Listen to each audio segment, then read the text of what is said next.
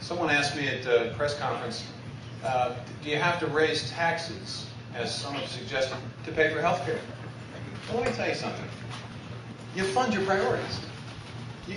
Nobody asked that question when we went into Iraq. No one said, well, wait a second, where's the money going to come from for this adventure? No one asked that question initially. Why? Because it was a priority. It was the single most important thing we could do. No one questioned where the money was going to come from when we went into Afghanistan. Unfortunately, we haven't finished the job there, but we went in there with justification. No one said, well, wait a second, where's the money? Well, why is health care? It's because it's not a priority.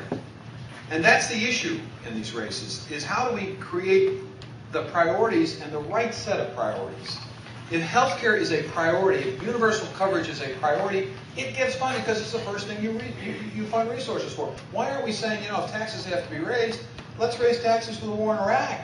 Let's use the $150 billion that we're using to fund the war in Iraq. Let's use that to expand access to healthcare, and then ask the question: are people in this country willing to pay a little extra money for the war in Iraq? You know what would happen?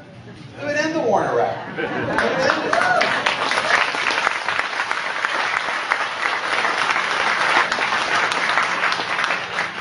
Unfortunately, you can't change anything about what happens in Washington, D.C. unless you win. I've been thinking about this, we're racking my brain. You got to win. You have to win. In order to govern, you got to win. And there are two strategies to winning. One is to energize the base, and the other is to expand the base. We tried the energize the base process in 2000 and 2004, and unfortunately, we didn't get the job done. We have to expand the base. We have to be able to campaign effectively in states like this one, in states like the one I'm from. I've been able to effectively do that as a governor elected in a red state. And I know that I can go into small towns and rural areas across this country, in all parts of the country, and connect with people. I understand their values.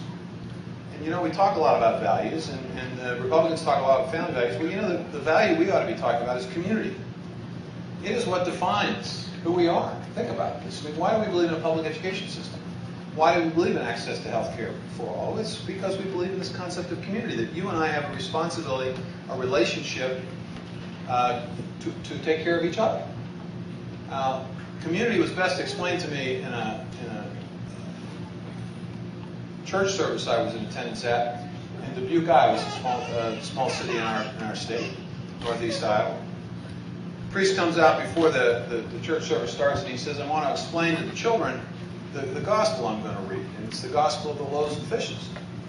And he explains it. He explains the story. Jesus comes out. He sees the masses. He speaks to the masses. He sees that they're hungry. He says to his disciples, feed these people. The disciples go, got a couple of loaves of bread here and 2 fish. We can't possibly feed these people.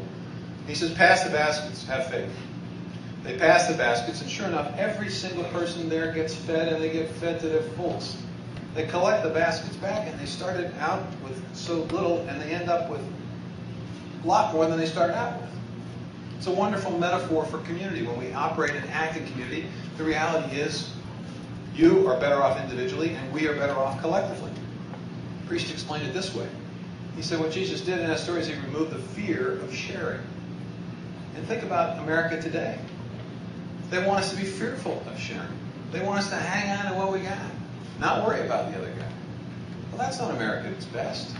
That's not America at its greatest, as inspiring, as a challenging nation. We operate best when we operate together as community. There's a strong community in the National Guard, and I'll finish with this. I mentioned I was going to tell you about one of these telephone calls. 43 times. Bruce Smith was a member of our National Guard. He was 42 years old. He'd been in the National Guard for over 20 years. An extraordinary individual, the kind of guy that the young fellows would look up to. If they needed a question answered, they'd ask Bruce. Bruce was sent with his unit to Baghdad, and his job was to fly helicopters. Now, the reason the helicopters are so important in Baghdad is that you can't drive from neighborhood to neighborhood. We drove from where the forum was to here. If this were Baghdad, I would have had to take a helicopter, literally. And his job was to fly these helicopters, and they're loaded with machine guns, and it's a very dangerous job. And one day, his helicopter, as has happened recently, was hit with a missile. And as it was going down, Bruce had a slight ability to maneuver it, and he had a decision to make. And And the decision was, do I maneuver in such a way that maybe I can survive and my co-pilot can survive, but the folks on board might be at greater risk, or do I do the opposite? Do I help those folks on board have a better chance, but maybe put my own life at risk? Well, he did what he was trained to do. He did what you would expect him to do. He made the decision, and he saved 18 people that day, but he lost his life, and his co-pilot died as well. And my job was to call his spouse. You hear a lot of political speeches from folks like me. Now, it's the easiest thing in the world to get up here and give a speech. It's the toughest thing in the world to pick up that phone and talk to a family. I did my best. I talked about prayers, duty and honor and country, and all the things you'd expect a governor to do. And I'm fumbling around thinking to myself, I have no idea what this poor woman must be going through. She now finds herself with her life upside down. She's got to raise 2 kids by herself. How does that work? And she, this wonderful woman, gorgeous, wonderful woman, says to me, she says, Governor, I've got it figured out. And I thought how odd that you could have it figured out. She said, the way I've got it figured out, those 18 men needed Bruce more in that split second than I'll need him the rest of my life.